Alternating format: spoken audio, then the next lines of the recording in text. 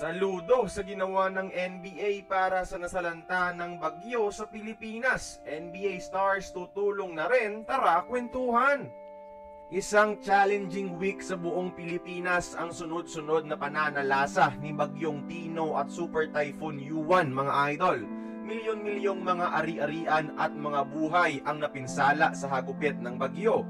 At napansin ng NBA ang panaghoy nating mga Pilipino. Sa Filipino Heritage Night ng LA Clippers versus Phoenix Suns, naglaan sila ng moment of silence para ipagdasal ang Pilipinas.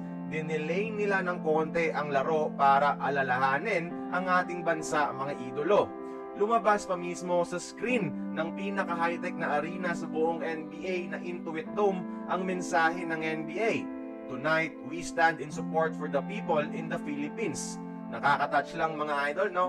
Malaman na nasa likod natin ang ating mga idolo. Nagpadala na rin sila di umano ng financial assistance para makatulong sa relief operations sa ating bansa. Pero di lang nila ito pinagmayabang. Di kagaya sa mga kurakot na politiko na kailangan pang may picture nila yung tulong. Yung mga NBA stars mismo, mga idol, nakiisa na rin sa tulong. Si Jordan Clarkson nakaisa sa kanyang home country sa sapunang naghagupit sa atin. Pinaglaban niya noon ang Gilas sa world stage. Titindig naman siya ulit ngayon sa may dilubyong kinakaharap natin. Ilang NBA stars na din ang maglalaro sa isang charity game para sa benefits ng mga nasalanta ng bagyo sa Cebu, mga idol. Hosted by EASL, maglalaro ang isa sa mga dating best perimeter defenders sa NBA na si Rondae Hollis Jefferson para sa Meralco Bolts kalaban ang Macau Black Bears sa charity game na ito. Napamahal na rin kasi si RHJ sa ating bansa bilang isang PBA import ng Token Text.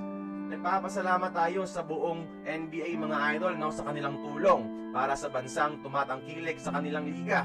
Pero pangit lang isipin, no, na taga-ibang bansa pa ang kusang tumutulong sa atin. Samantala, yung mga kauri natin na nangungurakot sa gobyerno, sila pa yung mismong nandurugas sa atin imbes na tumulong. Yung palpak na flood control projects, DENR permits sa kabundukan sa mga subdivision at minahan, yan ang mga naging rason kung bakit milyon-milyong Pilipino ang nagdurusa sa Bagyong Tino at Uwan, mga idol. Ang kanilang pagiging sakim yung kumuha ng buhay ng ilang mga kababayan natin. Kaya kayo, mga idol, sana safe kayo ngayon sa aftermath ng ating bagyo. Paki-comment nga, mga idol, kung okay lang ang inyong mga sitwasyon.